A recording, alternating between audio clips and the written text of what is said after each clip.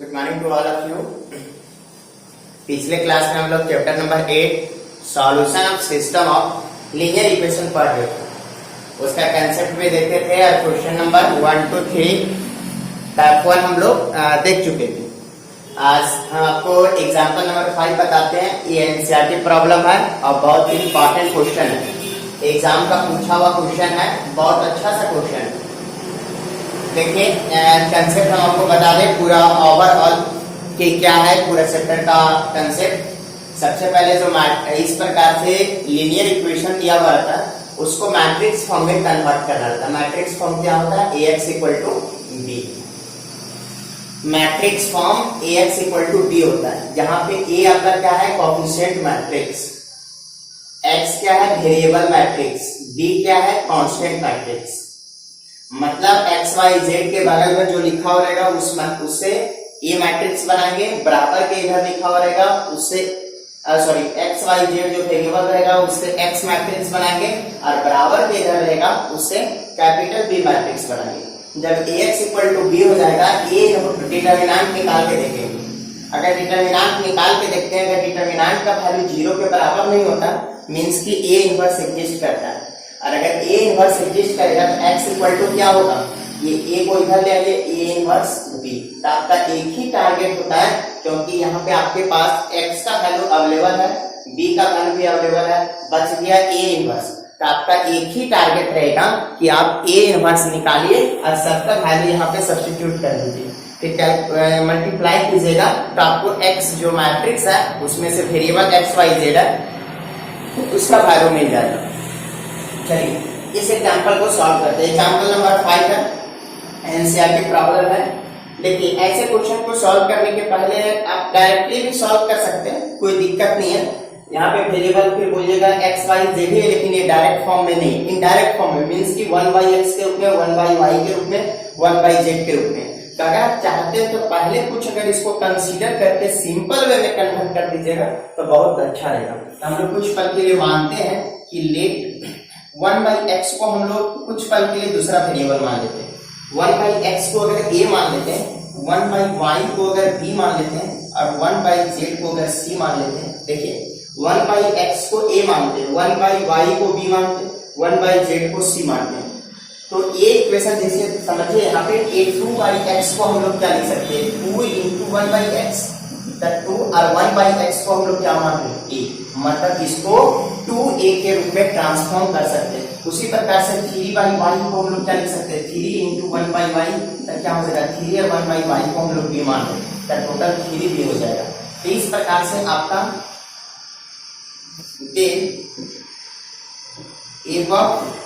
Equations becomes, देखिए ऊपर वाले इक्वेशन किस फॉर्म में चेंज हो जाएगा? चेंज कीजिए, ध्यान दीजिए, क्या हो जाएगा?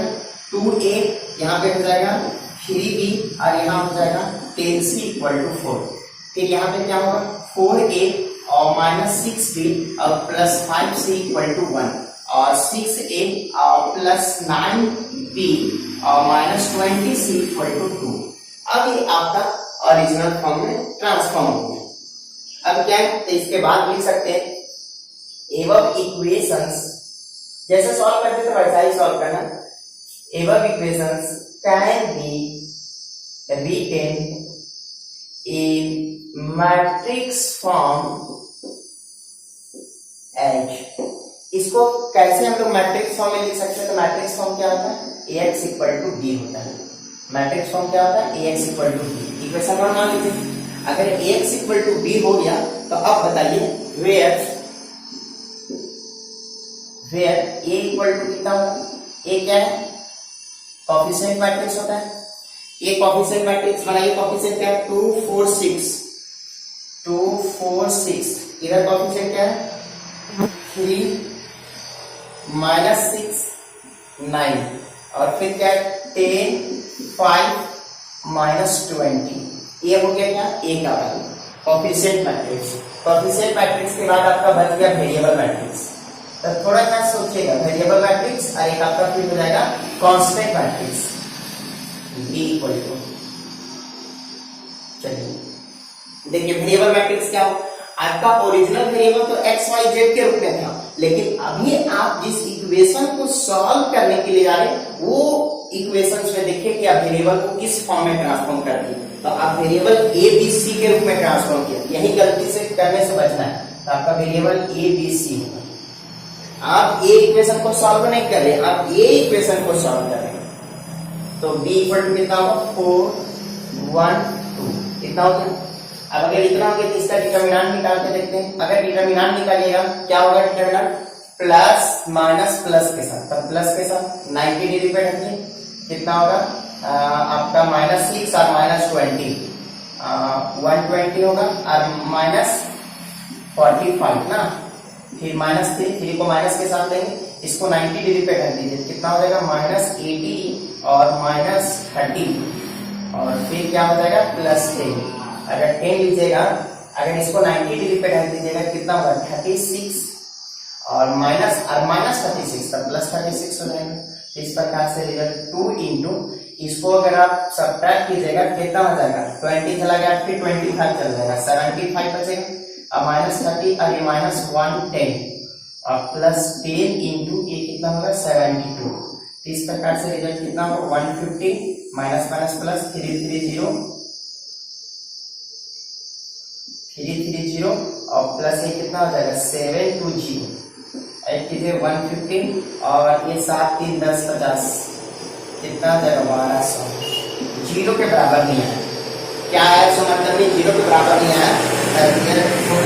इस प्रकार से बोल सकते हैं, इस प्रकार से क्या हुआ कि determinant A does not equal to 0, therefore unique solution होगा। डिटरमिनेंट 0 के बराबर नहीं आया, अगर डिटरमिनेंट 0 के बराबर आ जाता तो मिनी सॉल्यूशन भी हो सकता था, नो सॉल्यूशन भी हो सकता था, लेकिन वो क्वेश्चन नंबर 8 9 में देखेंगे। अभी आपका डिटरमिनेंट 0 के बराबर नहीं आ तो ये यूनिक सॉल्यूशन कहलाएगा। अब यूनिक सॉल्यूशन के लिए देयरफॉर यूनिक सॉल्यूशन के लिए क्या करते हैं, x इक्वल टू बी को आप किस फॉर्म में ट्रांसफॉर्म कर सकते हैं, x equal to A inverse B, क्योंकि पता चल गया कि ए इनवर्स एग्जिस्ट करेगा, ए इनवर्स एग्जिस्ट करेगा, ये इक्वेशन नंबर 2 हो गया। अब ए इनवर्स एग्जिस्ट करेगा तो इनवर्स निकालने का कांसेप्ट क्या है, इनवर्स अब आपका एक ही टारगेट है, क्योंकि x का वैल्यू आपके पास पता है, b का वैल्यू पता है, बस a इनवर्स का वैल्यू आपको निकालना है। तो a इनवर्स का वैल्यू निकालने के लिए a का वैल्यू आप लिख चुके हैं, डिटरमिनेंट का वैल्यू लिख चुके हैं, अब कोफैक्टर लिखें। तो कोफैक्टर्स ऑफ a के कोफैक्टर्स लिखें। अगर a का कोफैक्टर लिखिएगा तो क्या मिलेगा आपको, कोफैक्टर बताइए क्या होगा, symbol a11 a12 a13 a21 a22 a23 फिर उसके बाद a31 a32 a33।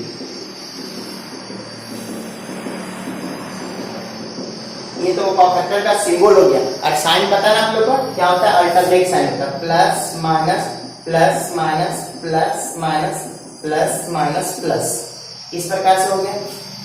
अब देखिए आगे आप निकालिए कोफैक्टर सारे एलिमेंट का।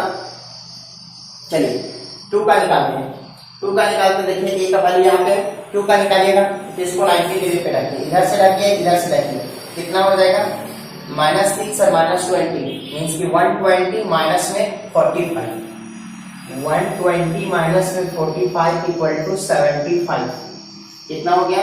चलिए दूसरे एलिमेंट को रखिए, 3 को 90 डिग्री पे इधर से रख दीजिए इधर से रख दीजिए, -80 और -30, -80 -30 कितना होगा -110 और ये माइनस +110, फिर 13 को 90 डिग्री पे रखिए, इस प्रकार से रखिए, इस प्रकार से कितना होगा 9 4 36 और ये 36, तो माइनस और माइनस प्लस 36, तो 36 प्लस 36 इक्वल टू कितना होगा 72। चलिए 21 इधर से रख दीजिए और इधर से रख दीजिए, कितना होगा -60 और -90 ना, -60 और -90, -60 -90 कितना होगा 150 और प्लस हो जाएगा 150। फिर 2 को इधर से रखिए, कितना हो जाएगा -40 ना, -40 और -60, -40 और -60 सही है ना, -40 और -60 कितना हो जाएगा 100 की आपका ये माइनस है। हाँ चलिए 3 को इधर से रख दीजिए, इधर से रख दीजिए, कितना हो जाएगा 18 और माइनस 18 माइनस 18 और 18 में 18 क्या 0, माइनस 0 लिखे या प्लस 0, बोथ आर सेम। इसको ऐसे ढक दीजिए, कितना हो जाएगा 15 ना, हाथ थ्री जा। अब अगर ऐसे इसको ढक दीजिएगा कितना हो जाएगा, ऐसे ढकिएगा 15 और 60, 15 और 60, ये 15 हो जाएगा माइनस फार्मूला वाला और माइनस 60 मतलब प्लस 60, कितना बचेगा 75। फिर 3 2 को ढके ऐसे ढक दीजिए, ऐसे ढक दीजिए, कितना होगा 10 माइनस 3 2 है ना, ऐसे ऐसे 10 माइनस 40, कितना बचेगा माइनस 30 और माइनस प्लस 30। फिर 3 को लीजिएगा, ऐसे रख दीजिए, कितना हो जाएगा माइनस 12 और माइनस 12 माइनस 24। क्या हुआ फिर से समझ लीजिए, स्टेप को समझिएगा। सबसे पहले ये इक्वेशन में कन्वर्ट किए, x इक्वल टू बी हो गया, a का वैल्यू, x का वैल्यू, b का वैल्यू, डिटरमिनेंट निकाला गया जो 0 के बराबर नहीं आया। तो ये डिटरमिनेंट 0 के बराबर नहीं है मींस कि a इनवर्स एग्जिस्ट करेगा और a इनवर्स एग्जिस्ट करेगा मींस कि यूनिक सॉल्यूशन देगा। तो इसी कारण से x equal to a inverse भी लिखा गया। अब मेरा एक ही टारगेट है a इनवर्स का वैल्यू निकालना। तो a इनवर्स के लिए क्या रूल होता है कि नेमिंग किया जा चुका है, फिर क्या रूल होता है डिटरमिनेंट लिखा जा चुका है, फिर क्या रूल होता है कोफैक्टर, फिर इस कोफैक्टर से एक मैट्रिक्स बनाते हैं। लेट P be the matrix of all cofactors of A के सारे cofactors से एक मैट्रिक्स P बना रहे। अगर A के सभी cofactors से एक मैट्रिक्स P बना रहे, स्टेप को समझिए, A के सभी cofactors से एक मैट्रिक्स P बना रहे तो क्या होगा बताइए आप ही। 75 होगा, 1110 होगा, 72 होगा, 150 माइनस 100, फिर 0, फिर कितना होगा 75 होगा, 30 होगा, माइनस 24 होगा। तो देयरफॉर एट ज्वाइंट ए बराबर क्या होगा P का ट्रांसपोज। चलिए इसका अगर ट्रांसपोज कीजिएगा क्या मिलेगा 75, 1110, 72। ट्रांसपोज का मतलब समझ रहे हैं ना, ये रो वाले को उठाना कॉलम में रख लेना। देखिए पहला को उठाए, पहला रख दिया, दूसरा को उठाइए, कितना 150 माइनस 100 और 0 और 30, नहीं सॉरी ये कितना हो जाएगा 75, 30 माइनस 24। ये 8 ज्वाइंट का वैल्यू निकल गया। जब 8 ज्वाइंट निकल चुका है तो उसके बाद क्या करना पता है ना, 8 ज्वाइंट निकल गया तो उसके बाद ए इनवर्स का फार्मूला होता है। ए इनवर्स बराबर क्या होता है 1 by determinant into 8 joint of A. इस प्रकार से क्या हो जाएगा ए इनवर्स बराबर 1 बाई डिटरमिनेंट का वैल्यू कितना है, डिटरमिनेंट का वैल्यू 1200 और 8 ज्वाइंट का वैल्यू कितना है, चलिए 8 ज्वाइंट का वैल्यू इधर निकाल चुके हैं, कितना हो जाएगा 8 ज्वाइंट का वैल्यू 75, 150, 75, ठीक है, 110 माइनस 100, 30, 72, 0 माइनस 24। तो ये इनवर्स का वैल्यू निकाले तो आपको इतना निकल गया। अब सभी का वैल्यू इक्वेशन 2 में पुट कर दीजिए। फ्रॉम इक्वेशन 2, अगर इक्वेशन 2 में पुट कीजिएगा, इक्वेशन 2 में सबका वैल्यू पुट कर दीजिए। x का वैल्यू पुट कीजिए तो x का वैल्यू कितना है, इक्वेशन 2 क्या है x equal to a inverse b। चलिए x का वैल्यू कितना है, देखिए कितना है x का वैल्यू ये है abc। a इनवर्स का वैल्यू कितना हो गया 1 बाई 1200, 75, 150, 75, 110 माइनस 100, 30, 72, 0 माइनस 24 और फिर आपका इधर बच गया है क्या b का वैल्यू है। b का वैल्यू कितना 412, 412। थोड़ा ध्यान दीजिएगा आप लोग सभी। तो इस प्रकार से रिजल्ट क्या हो जाएगा A B C equal to आपका हो जाएगा 1 बाई 1200। चलिए गुना कीजिए, गुना कीजिए क्या होगा, ऐसे उठाइए गुना और ऐसे करना है। तब 75 गुने 4 कितना 75 गुने 2 150, 150 300 प्लस फिर 150 गुने 1 150 और फिर 75 गुने 2 150, फिर इसको उठाइएगा गुना कीजिएगा 110 गुने 4 440, फिर ये होगा -100 और फिर कितना होगा 60, फिर इसको उठाइएगा इसके साथ कितना होगा 7 चौक 28 और 4 दूनी 8 280 और 8 288, फिर 0 और -48। अब क्या होगा इसके बाद आपको ABC इक्वल टू 1/1200 अब बताइएगा। चलिए 300 150 450 150 कितना 3 3 600, फिर कितना होगा 440 में 100 चला गया 340 और फिर 60 400 और कितना होगा 288 में 48 गया 48 8 गया 80 में 40 गया 240। इस प्रकार से रिजल्ट आ गया। हम आपको कल भी पिछले क्लास में बताया गया था कि आप अपने आप को देख लीजिएगा कि अगर यहाँ जिसका मल्टीपल रहेगा जो नंबर रहेगा उसी का मल्टीपल ये नंबर आएगा। देखिए मतलब कहने का मतलब यहाँ जो नंबर रहेगा उसी से कटने छटने वाला नंबर आएगा।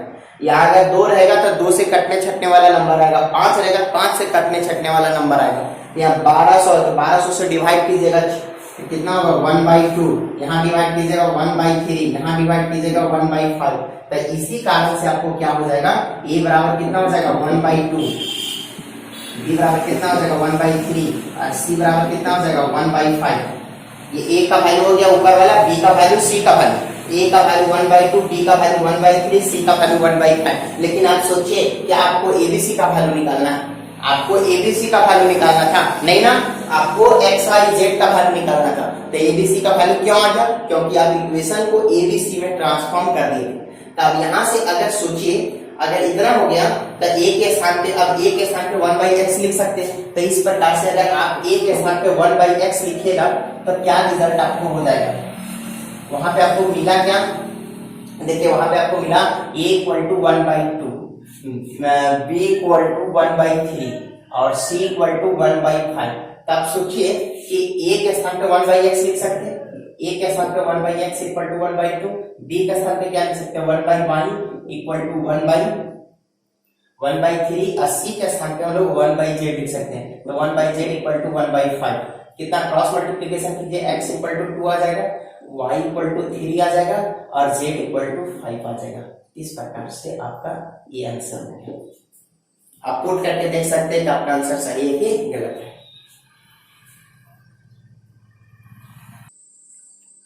देखिए क्वेश्चन नंबर 4 एबी एग्जाम का पूछा हुआ क्वेश्चन है, बहुत अच्छा सा क्वेश्चन है, एग्जाम का ये पूछा हुआ क्वेश्चन है, समझ सकते हैं। क्वेश्चन नंबर 4 क्वेश्चन नंबर 5 दोनों क्वेश्चन पूछा हुआ है। पहले देखिए यहाँ पे वही क्वेश्चन है, बस लिखने का तरीका पूछने का तरीका बदल दिया गया। देखिए सबसे पहले a का वैल्यू दिया हुआ 7 चैप्टर का कंसेप्ट में आ गई। a का वैल्यू दिया हुआ, पहले आपको a का वैल्यू दे के बोला a इनवर्स निकालिए, a का वैल्यू दे के बोला a इनवर्स निकालिए।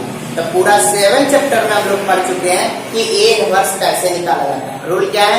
Naming, determinant, cofactor, matrix, transpose, formula. चलिए तो सबसे पहले a का वैल्यू इतना हो गया। अब इसका डिटरमिनेंट निकालते हैं। डिटरमिनेंट कैसे निकालेंगे? इसको प्लस के साथ, इसको माइनस के साथ, इसको प्लस के साथ।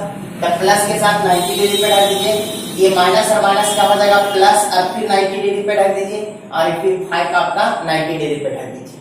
इसको जोड़ घटाव कीजिए, आपका -1 आएगा। डिटरमिनेंट निकाले -1 आएगा, मतलब 0 के बराबर नहीं आया, मीन्स की a इनवर्स एग्जिस्ट करेगा। उसके बाद कोफैक्टर निकालेंगे। कोफैक्टर का सिंबल क्या होता है? a11, a12, a13, a21, a22, a23, a31, a32, a33। और साइन क्या होता है? अल्टरनेट। और जिसका भी निकालना उसको 90 डिग्री पे ढक देंगे, निकालिएगा आपको यही मिलेगा। चैप्टर नंबर 7 में उतना क्वेश्चन बता चुके हैं, चैप्टर नंबर 8 में, इसलिए हम आपको इसको डायरेक्ट निकालते हैं, रख दिए। फिर ये कोफैक्टर से एक मैट्रिक्स बनाएंगे और इस मैट्रिक्स का ट्रांसपोज निकाल देंगे, इस मैट्रिक्स का ट्रांसपोज निकालेंगे जो एडजॉइंट का वैल्यू देगा। तो ये इनवर्स का फार्मूला क्या होता है? 1/डिटरमिनेंट इनटू एडजॉइंट। और डिटरमिनेंट का वैल्यू कितना है? -1 और एडजॉइंट का वैल्यू कितना है? इतना। -1 से गुना कीजिएगा तो साइन चेंज कर जाएगा, प्लस वाला माइनस, माइनस वाला प्लस, 0 1 0। देखिए माइनस था प्लस हो गया, प्लस था माइनस हो गया, माइनस प्लस सॉरी प्लस था माइनस हो गया, माइनस था प्लस हो गया, प्लस था माइनस हो गया, प्लस माइनस हो गया, माइनस प्लस और प्लस माइनस हो गया। ए इनवर्स निकल गया। अब ए का वैल्यू आपको दे दिया, कंसेप्ट को समझिए, ए का वैल्यू आपको दे दिया, आप ए इनवर्स निकालिए, मींस कि फर्स्ट पार्ट आप कंप्लीट कर लिया। अब सेकेंड पार्ट आ जाइए, ये 7 चैप्टर का कंसेप्ट के अनुसार पूछा। अब क्या है कि सेकेंड पार्ट आपको बोला कि ये इक्वेशन का सॉल्व कीजिए। क्वेश्चन ऐसे बोला, ए का वैल्यू देख के बोला ए इनवर्स निकालिए और यही ए इनवर्स का यूज इस इक्वेशन को सॉल्व करने में कीजिए। ये इनवर्स जो निकला, ये वाला ए इनवर्स निकला, इसका यूज इस इक्वेशन को सॉल्व करने में कीजिए। तो पहले आप उधर क्या काम किए उसको भूल जाइए, इधर क्या सॉल्यूशन किए, कितना मेहनत किए, सबको भूल जाइए। अब ये इक्वेशन सॉल्व कीजिए। तो ये इक्वेशन सबसे पहले इसको मैट्रिक्स फॉर्म में लिखिए। तो लिखिए क्या, above equation can be written in matrix form. हम लोग ऊपर लिखे समीकरणों को मैट्रिक्स फॉर्म में लिख सकते हैं। मैट्रिक्स फॉर्म क्या होता है, x = b, यही होता है ना। फिर बताइए जल्दी से, a का वैल्यू कितना होगा, a कोएफिशिएंट मैट्रिक्स होता है। अगर a कोएफिशिएंट मैट्रिक्स होता है, कोएफिशिएंट मैट्रिक्स क्या है, 2 3 1, फिर कितना, -3 2 1, फिर 5 -4 -2। a का वैल्यू आ गया। x का वैल्यू लिखिए, x का क्या है, वेरिएबल मैट्रिक्स। क्या क्या वेरिएबल दिख रहा है, x y z। और फिर आपका b हो गया, b क्या है, कांस्टेंट मैट्रिक्स।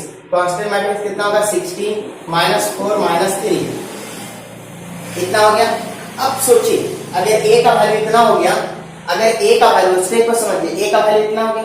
अब अगर a का वैल्यू इतना हो गया, x = इतना हो गया, b = इतना हो गया। अब सोचिए अगर a = इतना हो गया और ये वाला a देखिए, ये वाला a सेम है, 2 -3 5 3 2 -4 1 1 -2 1 1 -2, पूरा का पूरा सेम हो गया। मतलब सारा काम आपका फिर क्या हो जाएगा, डिटरमिनेंट a निकालेगा तो -1 के बराबर होगा, does not equal to 0, does not equal to 0 करके बोलेगा -1 कहां से आया सर, -1 आप पहले निकाल के रख चुके हैं, इतना आ गया। तो देयरफॉर x = क्या होगा, a इनवर्स b। अब सोचिए x = a इनवर्स b, जो आप ये इनवर्स आप यहां निकालते थे वो a इनवर्स आपसे पहले निकलवा लिया। अब आपको a इनवर्स निकालने की जरूरत नहीं है, क्योंकि अगर a का वैल्यू इतना है तो ये तो दोनों a सेम है। तो ये वैल्यू का इनवर्स ये है, तो इसका भी तो इनवर्स यही होगा, सेम मैट्रिक्स, पूरा सब एलिमेंट सेम है। तो इसका इनवर्स क्या होगा, ये जो आप पहले निकाल के रख चुके। मतलब समझिए कि ये मैट्रिक्स, सॉरी ये क्या बोल सकते हैं, इक्वेशन को मैट्रिक्स फॉर्म में कन्वर्ट करते हैं। उसके बाद जो यहाँ पे ए इनवर्स निकालते थे आप, वो ए इनवर्स आपसे पहले निकलवा लिया। जो ए इनवर्स आप यहाँ निकाला करते थे वो आपसे पहले निकलवा लिया, वो पहले आपको निकलवा लिया और फिर इसी इनवर्स का यहाँ यूज करना है। मतलब है उतना ही काम, सब कुछ सेम है, लेकिन जो काम आप यहाँ करते थे वो काम आपसे पहले करवा लिया। पुटिंग वैल्यू, सबका वैल्यू आपके पास है, पुटिंग वैल्यू पुट कीजिए। x का वैल्यू कितना हो जाएगा, x y z कितना हो गया, इक्वल टू a इनवर्स का वैल्यू कितना, a इनवर्स का वैल्यू फिर से नहीं निकालना है, गलती नहीं करना है। 0 हो गया, 1 हो गया, -2 हो गया, -2 9 -2 23 -1 5 -13।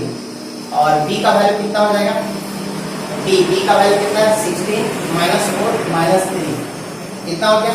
अब कुछ नहीं, गुना कीजिए x y z, कितना हो गया। ये दोनों मैट्रिक्स को गुना कीजिए, ऊपर वाले एलिमेंट को ऊपर वाले एलिमेंट से, नीचे वाले एलिमेंट को नीचे वाले एलिमेंट से, जैसे गुना कीजिएगा कितना होगा, 0, ये कितना होगा, 0 -4 + 6, कितना हो जाएगा। इसको दूसरा को उठाइएगा, गुना कीजिएगा, -32 और कितना, -36 और कितना हो जाएगा, +69, कितना हो गया। इसको अगर गुना कीजिएगा तो -16 और यहाँ पे -20 ना, -20 और प्लस आपका 39। इस प्रकार से क्या हो जाएगा आपका x y z equal to, क्या हो जाएगा, यहाँ पे बचेगा आपका 2, यहाँ क्या बचेगा 36 है ना, और ये आपका -68 और +69 1, और यहाँ क्या बचेगा आपका -36 30, यहाँ 3 बचेगा, इसीलिए इक्वालिटी ऑफ मैट्रिक्स है x equal to 2, y equal to 1 और z इक्वल टू 3 होगा। इस प्रकार से आपका आंसर होगा।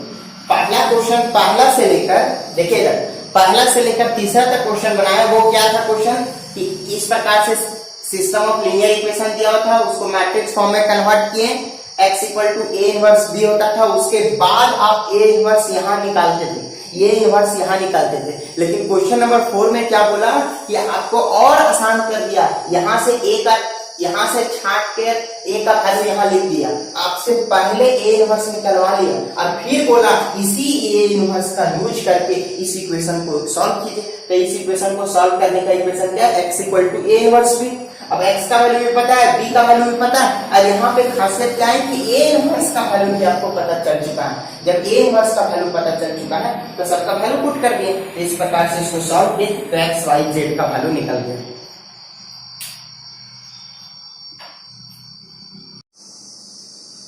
देखिए क्वेश्चन नंबर 5, ऐसा क्वेश्चन भी एग्जाम में पूछा जा चुका है वाली क्वेश्चन, बस लिखने का तरीका बदल दिया ये, और उससे इजी क्वेश्चन है। यहाँ पे दो मैट्रिक्स दिया हुआ है, पहले क्वेश्चन को समझिए, क्वेश्चन क्या बोल रहा है, एक मैट्रिक्स ये दिया हुआ है, एक मैट्रिक्स ये दिया हुआ है, बोल रहा है कि दोनों मैट्रिक्स को आप प्रोडक्ट निकालिए, प्रोडक्ट मींस की मल्टीप्लीकेशन, आप दोनों मैट्रिक्स को मल्टीप्लाई कीजिए और फिर इसी रिजल्ट का, ये दोनों मैट्रिक्स को मल्टीप्लाई कीजिए और इसी रिजल्ट का यूज करके इस इक्वेशन को सॉल्व कीजिए। क्वेश्चन समझ में आया? पहला क्वेश्चन क्या था, सबसे पहला मतलब फर्स्ट 3 क्वेश्चन ऐसा इक्वेशन दिया हुआ रहता था, उसको सॉल्व करना रहता था। क्वेश्चन नंबर 4 क्या देखे कि सबसे पहले a का वैल्यू दे दिया, a इनवर्स पहले निकलवा लिया, उसके बाद बोला यही a इनवर्स का यूज करके इक्वेशन को सॉल्व कीजिए। यहाँ क्या बोलता है कि दो मैट्रिक्स दिया हुआ, बोलता है ये दोनों मैट्रिक्स का प्रोडक्ट निकालिए, ये प्रोडक्ट का यूज करके ये इक्वेशन को सॉल्व कीजिए। अब सोचिए, पहले प्रोडक्ट हम लोग निकालते हैं, प्रोडक्ट अगर निकालते हैं तब क्या मिलेगा, सोचिए। अगर प्रोडक्ट निकालेगा, इसको उठाइए, मैट्रिक्स का गुना बताना, ऐसे उठाते हैं, ऐसे ऐसे ऐसे रखते हैं, फिर दूसरे वाले को उठाते हैं, ऐसे रखते हैं, तीसरे वाले को उठाते हैं, ऐसे रखते चले जाते हैं। चलिए उठाइए और इसको ऐसे रखिए, कितना होगा, -2 -9, देखिए -2 होगा और -9 मीन्स की -11 और +12, -11 + 12 मीन्स की 1 है ना। अब पूरा डिटेल लिखना चाहते हैं, पूरा डिटेल लिख देते हैं। चलिए कितना होगा, पहला के साथ रखते हैं, कितना होगा -2 -9 और +12, दूसरा के साथ रखिएगा 0, ये -2 और +2, फिर तीसरा के साथ रखिएगा कितना होगा 1 +3 और -4, फिर दूसरा को उठाइए, पहला के साथ रखिए 0 +18 -18, दूसरा के साथ रखिएगा 0 +4 -3, इसके साथ रखिएगा 0 -6 और +6, फिर तीसरा के साथ रखिए, पहला के साथ रखिए कितना होगा -6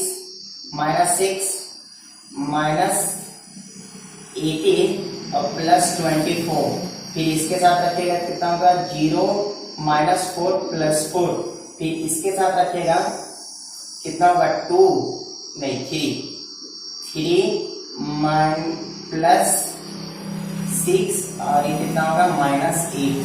चलिए इसके बाद आपको क्या रिजल्ट मिलने वाला है, देखिए इसके बाद रिजल्ट आप क्या बहुत अच्छी तरीके से देख रहे होंगे।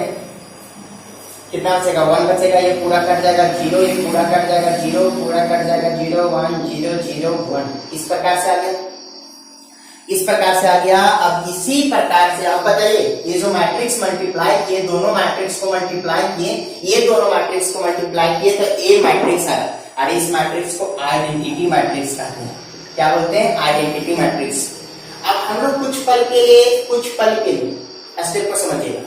अब हम लोग कुछ पल के लिए इसको ए मान लेते हैं, कुछ पल के लिए इसको ए मानते हैं, तो लेट ए इक्वल टू कितना हो गया 1 -1 2 0 2 -3 3 -2 4, ये हो गया। और इसको कुछ पल के लिए बी मान लेते हैं, अगर बी मानिएगा तो -2 0 1 9 2 -3 6 1 -2, कितना हो गया। अब सोचिए, हम लोग शुरू वाले मैट्रिक्स को ए माने, बाद वाले मैट्रिक्स को बी माने, कुछ भी मान सकते थे, शुरू वाले मैट्रिक्स को ए माने, बाद वाले मैट्रिक्स को बी माने, तो देयरफॉर इसीलिए क्या हो जाएगा, इसको ए माने था ए इंटू बी। सोचिएगा ए इंटू बी निकाले, अगर ए इंटू बी निकाले, ए इंटू बी के बाद अगर आइडेंटिटी मैट्रिक्स आ गया, अगर ए इंटू बी निकालने के बाद अगर आइडेंटिटी मैट्रिक्स आ गया, तो आप लोग बहुत अच्छी तरीके से सीख चुके हैं चैप्टर नंबर 7 में कि कभी भी दो मैट्रिक्स को गुना कीजिएगा, A B into B A equal to, अगर आइडेंटिटी मैट्रिक्स आ जाता है, आइडेंटिटी राइट साइड हमेशा आइडेंटिटी मैट्रिक्स होना चाहिए, अगर आइडेंटिटी मैट्रिक्स आ जाता है तो पहला का इनवर्स दूसरा होगा, दूसरा का इनवर्स पहला होगा। मतलब जरूरत पड़ा तो ए इनवर्स का वैल्यू बी लिख सकते हैं, बी इनवर्स का वैल्यू ए लिख सकते हैं। ये प्रॉपर्टीज आप लोग पढ़ चुके हैं। तो यहाँ पे क्या हो जाएगा, ए बी इक्वल टू आई आ रहा है, तो ए इनवर्स का वैल्यू देयरफॉर ए इनवर्स का वैल्यू क्या होगा, बी, या बी इनवर्स का वैल्यू क्या होगा, बी। जो जरूरत पड़ेगा वो लिखेंगे। अगर ए इनवर्स होगा तो ए इनवर्स का वैल्यू क्या हो जाएगा, बी। मतलब आपको इनवर्स निकालने नहीं है, इनवर्स का कंडीशन आप यहाँ पे दे चुका है, आपको इनवर्स नहीं निकालना, आप इनवर्स निकालिएगा भी तो आपको ए का इनवर्स निकालिएगा तो यही मैट्रिक्स आएगा, और बी का इनवर्स निकालिएगा तो यही मैट्रिक्स आएगा। इस प्रकार से अगर सोचिए, एक्स्ट्रा कुछ सोचिए, अगर मान लीजिए कि गुना करने के बाद ए बी इक्वल टू, अगर गुना करने के बाद इस प्रकार से आ जाता है, गुना क्यों आ जाता, सपोज कीजिए इस प्रकार से 0 6 0 0 0 6, तो पहले 6 बाहर निकालते कॉमन, 6 अगर बाहर निकालेगा तो यहाँ पे क्या हो जाएगा, 1 1 1 हो जाएगा, मींस कि ए बी इक्वल टू कितना हो जाएगा, ए बी इक्वल टू 6 आ जाएगा। तो आई को उधर रखे तो क्या लिख सकते हैं, A B by 6 equal to कितना हो जाएगा, आई हो जाएगा, 6 को इधर ले आए। तो अब सोचिए, पहला मैट्रिक्स को दूसरा मैट्रिक्स से गुना किए, पहला मैट्रिक्स को दूसरा मैट्रिक्स से गुना किए और आइडेंटिटी मैट्रिक्स आ गया, मतलब हम लोग लिख सकते हैं कि ए इनवर्स बराबर क्या होगा, बी बाई 6। मतलब पहला का इनवर्स दूसरा होगा, जरूरत पड़ा तो दूसरा का इनवर्स पहला लिखेंगे, पहला का इनवर्स दूसरा हो गया, दूसरा का इनवर्स पहला हो गया। तो ये कंडीशन, ये रिलेशन को समझना है। चलिए स्टेप को आप आगे बढ़ाते हैं। देखिए पहले आप उधर भूल जाइए, उधर फिर से समझाया जाएगा आपको, पहले इधर देखिए, ए इक्वेशन दिया हुआ और इस इक्वेशन को सॉल्व करना है। तो पहले लिखेंगे क्या कि गिवन लिखे, एबव लिखे, above equations can be written in matrix form. इसको किस प्रकार से हम लोग मैट्रिक्स फॉर्म में लिख सकते हैं, ax इक्वल टू बी के रूप में लिख सकते हैं, पता है ax इक्वल टू बी के रूप में लिख सकते हैं। इसको इक्वेशन 1 मान लीजिए, इसको इक्वेशन 2 मान लीजिए, ax इक्वल टू बी के रूप में लिख सकते हैं। तो जल्दी से बताइए ax इक्वल टू अगर b के रूप में लिख सकते हैं तो वेयर a इक्वल टू कितना हो जाएगा, अगर a इक्वल टू लिखना चाहते हैं तो क्या होगा, देखिए इधर a का वैल्यू, तो कोएफिशिएंट मैट्रिक्स होता है, यहाँ 1 होगा, यहाँ x दिख ही नहीं रहा है इसलिए कोएफिशिएंट 0 होगा, यहाँ 3 होगा, यहाँ -1 होगा, 2 होगा, -2 होगा, 2 -3 4, ये हो गया a का वैल्यू। इसके बाद यहाँ b लिखते थे ना, तो आप काम क्या कीजिए, इसको b मैट्रिक्स ना मान के p मैट्रिक्स मान लीजिए, ज्यादा अच्छा है। p मैट्रिक्स मान लीजिए, तो a into P equal to identity आ जाए, तो ये क्या हो जाएगा, a का इनवर्स b के बराबर हो जाएगा और p का इनवर्स a के बराबर हो जाएगा। तो यहाँ पे b बराबर कितना हो गया, b बराबर, यहाँ b लिखा हो तो इसलिए वहां पे नेमिंग चेंज करके 1 1 2 कितना हो गया, x का वैल्यू क्या होगा, वेरिएबल मैट्रिक्स है x y z, इतना हो गया। अब इतना निकल गया, तो अब देखिए अब क्या है कि ax इक्वल टू b हो गया, तो देयरफॉर x इक्वल टू कितना हो जाएगा, a इनवर्स b होगा कि नहीं, a इनवर्स b होगा, equation number 3 a inverse b होगा। लेकिन आप यहाँ पे कंडीशन निकाल चुके कि a इनवर्स का वैल्यू किसके बराबर होगा, p के बराबर। तो since a inverse equal to p, a inverse equal to p, तो a इनवर्स के स्थान पे p लिख सकते हैं, x इक्वल टू कितना होगा, p इंटू p। आपको यहाँ पे a इनवर्स निकालने की जरूरत नहीं है, क्योंकि a इनवर्स का वैल्यू p के बराबर ही है। पुट कीजिए सबका वैल्यू, तब पुट कीजिए सबका वैल्यू कितना, मींस कि x का वैल्यू कितना हो जाएगा, x y z, p का वैल्यू कितना है, p किसको माने थे, p किसको आए थे, -2 0 1 9 2 -3 6 1 -2, और b का वैल्यू कितना हो गया, b का वैल्यू कितना हो गया, 1 1 2। इस प्रकार से अगर गुना कीजिएगा तो आपको रिजल्ट क्या मिलेगा, गुना कीजिए, इसको उठाइए, इसके साथ गुना कीजिए, -2 0 और +2, ठीक है ना, -2 0 +2, फिर दूसरे को उठाइए, गुना कीजिएगा कितना होगा, 9 9, यहाँ पे 2 और -6, ठीक है, फिर कितना होगा, 6 1 -4। इसको 2 घटा कीजिएगा, क्या मिलेगा आपको? 0 मिलेगा। फिर कितना? 9 और 2 11 में 6 गया 5, 6 7 में 4 गया 3। इसलिए आपका कितना हो जाएगा? x equal to 0, y equal to 5 और z इक्वल टू 3। पुट कर सकते हैं, चेक कर सकते हैं आपका आंसर सही है कि गलत। इसको पुट करके देखते हैं। 2 इंटू वाई, 2 गुने 5 10, 10 में 9 गया 1, सही है। चलिए देखिए फिर से कंसेप्ट समझ लीजिए पूरा क्वेश्चन का। इतना ही क्वेश्चन है इस एक्सरसाइज में जो आपके एग्जाम के व्यू से बहुत इंपॉर्टेंट है। आगे बहुत क्वेश्चन अभी भी। क्वेश्चन नंबर 5 पहले देखिए। क्वेश्चन नंबर 1 क्या बोला? इस प्रकार से system of linear equation matrix form में कन्वर्ट किए, x equal to A inverse B हो जाता है। जब x equal to A inverse B हो जाता है तो यहाँ पे आप क्या निकाले? ए इनवर्स आपको निकालना पड़ा था। ए इनवर्स का रूल अप्लाई करना पड़ा था। Naming, determinant, cofactor, matrix, transpose, formula, 6 step को फॉलो करके ए इनवर्स निकाले थे। उसके बाद वैल्यू पुट किए थे। क्वेश्चन नंबर 4 क्या बोला? कि ए इनवर्स आपसे पहले निकलवा लिया, फिर से आपको ए इनवर्स निकालने का जरूरत नहीं था। मतलब जो ए इनवर्स आप यहाँ निकालते थे वो ए इनवर्स आपसे पहले निकलवा लिया। क्वेश्चन नंबर 5 क्या बोला? कि आपको क्वेश्चन नंबर 5 सबसे सस्ता क्वेश्चन, सबसे कम कैलकुलेशन वाला क्वेश्चन। क्वेश्चन नंबर 5 में क्या बोला? कि सबसे पहले दोनों मैट्रिक्स को गुना किए। अब दोनों मैट्रिक्स को गुना किए तभी भी ऐसा कंडीशन देगा हमेशा आइडेंटिटी मैट्रिक्स है। चाहे कोई नंबर के साथ आइडेंटिटी मैट्रिक्स है लेकिन आएगा आइडेंटिटी मैट्रिक्स। इस प्रकार से ए माने इसको पी माने तो ए पी को गुना किया तो आइडेंटिटी मैट्रिक्स आ गया। और दो मैट्रिक्स को गुना करने के बाद अगर आइडेंटिटी मैट्रिक्स आ जाता है मतलब दोनों एक दूसरे का उल्टा होता है। तो ये इनवर्स का वैल्यू पी, मतलब आपको ये इनवर्स निकालने का जरूरत नहीं हुआ। जहां ए इनवर्स था उसके स्थान पे क्या है? पी। बहुत बच्चा क्या करेगा? गलती से इस कंडीशन का यूज नहीं करेगा, ए इनवर्स निकाल देगा तो उसका समय भी जाएगा और नंबर भी नहीं मिलेगा। क्योंकि आपको बोल रहे हैं कि एक कंसेप्ट का यूज करके सॉल्व करो, ये नहीं बोल रहे कि ये इनवर्स वाला कंसेप्ट यूज करो। आपको बोल रहे हैं कि इसका ये मैट्रिक्स को मल्टीप्लाई करने के बाद जो रिजल्ट आता है उस रिजल्ट का यूज करके इस इक्वेशन को सॉल्व करो। तो ये इनवर्स आपको यहाँ निकालना नहीं था। ये इनवर्स का वैल्यू किसके बराबर हो गया? p के बराबर। इस प्रकार से p के बराबर p का वैल्यू पुट कर दिए, b का वैल्यू पुट के गुना किए, पहला को पहला के बराबर, दूसरा को दूसरा, तीसरा तीसरा, इस प्रकार से x y z का वैल्यू निकल गया।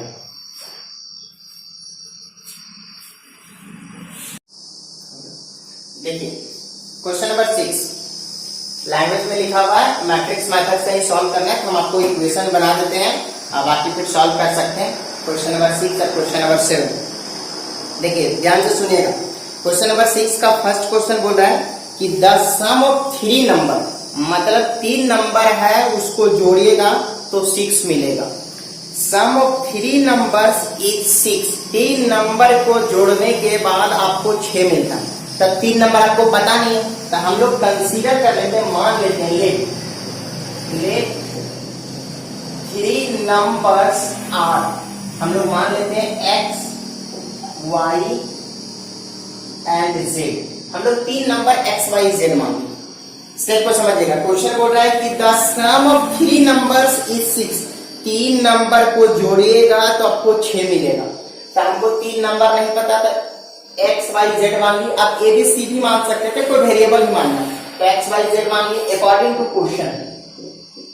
अब क्वेश्चन के अनुसार क्वेश्चन क्या बोलता है कि सम ऑफ 3 नंबर 6। तीनों को अगर जोड़िएगा तो तीनों को जोड़िए x plus y plus z तो आपको कितना मिलता है? 6 मिलता है। तीनों को अगर जोड़िएगा तो आपको 6 मिलेगा। If we multiply third number by 3, तीसरे नंबर को थर्ड नंबर को अगर 3 से मल्टीप्लाई करते हैं तो पहला नंबर, दूसरा नंबर, तीसरा नंबर, तीसरे नंबर को अगर 3 से मल्टीप्लाई करते हैं, आगे बढ़ते हैं। If we multiply third number by 3 and add second number to it, और पहले थर्ड नंबर को 3 से गुना कीजिए और इसी में से दूसरे नंबर को जोड़िए तो दूसरा नंबर आपका क्या है? y। तो आपको क्या मिलेगा? Add second number to it we get 11। तो हम लोग को क्या मिलता है? 11 मिलता है। आगे condition, by adding first and third number, by adding first and third number, first और थर्ड को जोड़िए, फर्स्ट और थर्ड को जोड़िए।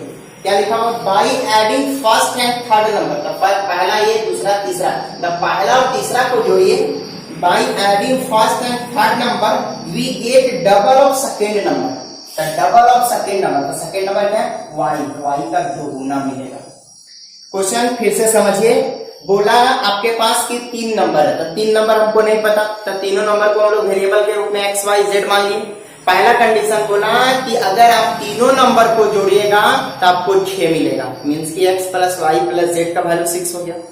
फिर उसके बाद बोलता है कि if we multiply third number by 3, तीसरे नंबर को अगर पहला दूसरा तीसरे नंबर को अगर 3 से गुना कीजिएगा तो तीसरा नंबर z है, मतलब z को 3 से गुना कर दीजिएगा तो कितना हो जाएगा 3z, और उसमें से दूसरा नंबर को जोड़िए, दूसरा नंबर क्या है y, अगर उसमें से दूसरा नंबर जोड़ दीजिएगा तो आपको 11 मिलेगा, मीन्स कि y प्लस 3z का वैल्यू 11 मिलता है। उसके बाद अगला कंडीशन दे रहा है कि अगर पहला और तीसरा by adding first and third number we get double of second number, पहले और तीसरे नंबर को ऐड कीजिएगा तो दूसरे का 2 गुना मिलेगा। तो ये राइट साइड है, राइट साइड में नंबर होना चाहिए, इसलिए इसको उठा के इधर ले आएंगे, तो इसको उठा के इधर ले कितना हो जाएगा x minus 2y plus z equal to 0। उसके बाद क्या बोला था ये कंडीशन को कि रिप्रेजेंट इट अलजेब्रिकली, इसको अलजेब्रिकली मतलब अलजेब्रिक मतलब एक्स वाई जेड के रूप में रिप्रेजेंट कीजिए, रिप्रेजेंट कर दिए। उसके बाद फाइंड द नंबर्स मतलब एक्स वाई जेड का वैल्यू निकालना है using matrix method, matrix method का यूज करके आपको ये लिखना है। तो आपके पास 3 इक्वेशन मिल गया, एक इक्वेशन ए है, ये दूसरा इक्वेशन, ये तीसरा इक्वेशन, दोनों एक ही इक्वेशन है, सिर्फ 2i को इधर लाया है। तो क्या लिखेंगे, फिर से इसको मैट्रिक्स फॉर्म में कन्वर्ट करेंगे। मैट्रिक्स फॉर्म क्या होता है, ax इक्वल टू b होता है, x इक्वल टू b हो गया, x इक्वल टू कितना हो जाएगा a इनवर्स b हो जाएगा, x equal to a inverse b, जहां पे a क्या है ये बताइएगा, कोएफिशिएंट कितना हो गया 1, फिर आप कोएफिशिएंट यहाँ x है ही मतलब 0 और यहाँ x है 1, फिर y 1, y यहाँ है 1 और यहाँ y आपका -2, फिर यहाँ पे z 1 और फिर z 3 और यहाँ पे z 1, a का वैल्यू मिल गया। फिर b का वैल्यू क्या, बराबर के उधर वाला कांस्टेंट मैट्रिक्स 6 11 0, फिर और x का वैल्यू कितना हो जाएगा x equal to x y z। अब इसके बाद क्या करना है, x इक्वल टू b हो गया, x equal to a inverse b, a inverse का वैल्यू निकाल के पुट कर देना है। पूरा चैप्टर नंबर 8 ऐसा ही सॉल्व कर रहे हैं। अब देखिए दूसरा क्या बोल रहा है कि द सम ऑफ 3 नंबर्स, देखिए फिर से 3 नंबर बोला, तो आपको नहीं पता तो लेट का मतलब माना कि let 3 numbers are x y and z, हम लोग 3 नंबर x y z मान लिए। अब एक और इस क्वेश्चन का क्या करना है, क्वेश्चन के अनुसार कंडीशन लिखिए, the sum of 3 number is -1, तीनों नंबर को जोड़िएगा तो -1 मिलेगा, जोड़िए पहला दूसरा तीसरा equal to -1। If you multiply second number by 2, second number क्या है y को आप 2 से गुना कीजिए। If you multiply second number by 2, third number by 3, third number को 3 से गुना कीजिए, सेकेंड नंबर को 2 से, थर्ड नंबर को 3 से, and add them we get 5, और दोनों को अगर ऐड कीजिएगा तो आपको 5 मिलेगा। If we subtract third number from the sum of first and second number, पहला और दूसरा को जोड़ दीजिए और उसमें से तीसरे नंबर को घटा दीजिए। क्या लिखा है, if we subtract third number from the sum of first and second number, मतलब पहले और दूसरे को जोड़ने के बाद जो वैल्यू आया उसमें से जब तीसरे नंबर को घटाइएगा तो आपको क्या मिलेगा -1। एक मिनट सुनिए ना, if we subtract third number from the sum of first and second number we get -1 मिला। Represent it by system of equation के रूप में रिप्रेजेंट कर दी। Find the number using inverse of a matrix, inverse of matrix का concept use कीजिए। तो ऐसे इक्वेशन को किस पे लिख सकते हैं, x इक्वल टू b के रूप में लिख सकते हैं। तो x इक्वल टू कितना हो जाएगा, a इनवर्स b हो जाएगा, जहां पे आप बता सकते हैं कि a का वैल्यू क्या होगा। चलिए बताइए a का वैल्यू क्या होगा, बोलिए। यहाँ पे x का वैल्यू कितना है 1, यहाँ x सही नहीं मतलब 0, यहाँ x है 1, y का वैल्यू यहाँ 1, y का कोएफिशिएंट मींस की वैल्यू नहीं, फिर कितना होगा 1, फिर उधर कितना होगा 1 3 और -1। b का वैल्यू कितना हो जाएगा, राइट साइड -1 5 -1, और x का वैल्यू कितना हो जाएगा x y z। A inverse का वैल्यू निकाल के पुट करके मल्टीप्लाई कर देना है। क्वेश्चन नंबर थर्ड,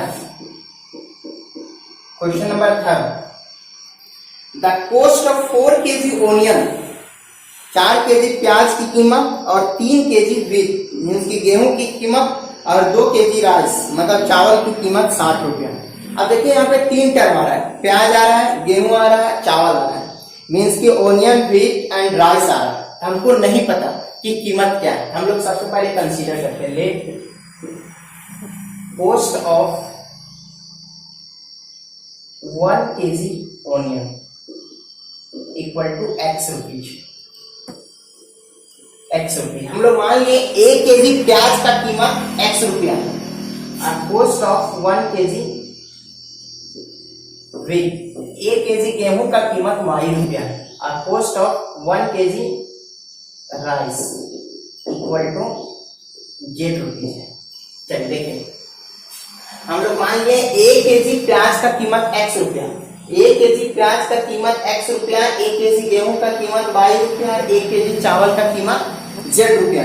उसके बाद होता है the cost of 4 kg, 4 kg प्याज है, 3 kg गेहूं है और 2 kg चावल है। इसको अगर लीजिएगा तो आपको 60 रुपये में लगेगा। The cost of 2 kg onion, 2 kg, फिर 4 kg गेहूं खरीदिए और 6 kg चावल खरीदिएगा तो आपको 90 रुपये लगेगा। और उसके बाद अगर 6 kg आप अगर प्याज खरीदते हैं, 6 kg प्याज, 2 kg गेहूं खरीदिए और 3 kg चावल खरीदिए तो आपको 70 रुपये लगेगा। तो बोलता है find the cost of each item पर केजी बाय मैट्रिक्स मेथड। देखिए एक बात समझिए, आप ऐसे समझिए कि 1 kg प्याज का कीमत x रुपया है। सोचिए अगर 1 kg आलू का कीमत अगर 10 रुपया है, 1 kg आलू का कीमत अगर 10 रुपया है तो 2 kg आलू का कीमत कितना होगा, 2 गुने 10, 3 kg आलू का कीमत 3 गुने 10, 4 kg का कितना होगा, 4 गुने 10। अगर एक पेन का दाम 5 रुपया है तब 2 पेन का दाम कितना होगा, 2 गुने 5, 3 पेन का दाम 3 गुने 5, 4 पेन का दाम अगर 4 से मल्टीप्लाई कर देना तो सोचिए यही चीज, यही सेम कंसेप्ट यहाँ पे अप्लाई करना है अकॉर्डिंग टू क्वेश्चन के अनुसार। अब 1 kg प्याज का कीमत अगर x रुपया है तो 4 kg प्याज का कीमत कितना होगा, 4x। आप 4 kg प्याज खरीदे, फिर दुकान गए 4 kg प्याज खरीदे, फिर 3 kg गेहूं खरीदे और 1 kg गेहूं का दाम y रुपया तो 3 kg गेहूं का दाम कितना होगा, 3y। और 1 kg चावल का कीमत, 1 kg चावल की कीमत z रुपया तो 2 kg चावल का कीमत कितना होगा, 2z। और टोटल आपको 60 रुपया लगा। ऑब्वियसली सबको ऐड करना पड़ा। आप एक दुकान जाइए, आप 5 रुपया का पेन खरीदिए, 5 रुपया का पेन खरीदिए, 2 रुपया का पेंसिल खरीदिए, 3 रुपया का कुछ और यूज कर दीजिए। अगर 5 रुपया का कोई वस्तु है, 2 रुपया का कोई वस्तु है, 3 रुपया का, तो टोटल आपको कितना देना पड़ेगा, ऐड करना पड़ेगा। तो वही सेम कंसेप्ट यहाँ पे अप्लाई करना पड़ेगा, तो ऐड कर दीजिए। उसके बाद दूसरा कंडीशन, तो ये कितना हो जाएगा, 2x प्लस 4y प्लस 6 है, 6z इक्वल टू कितना, 90। फिर कितना हो जाएगा, 6x प्लस 2y और प्लस 3z इक्वल टू 70। अब अगर इतना रिजल्ट आ गया आप लोग को, तो ये तो रिप्रेजेंट हो गया अलजेब्रिकली।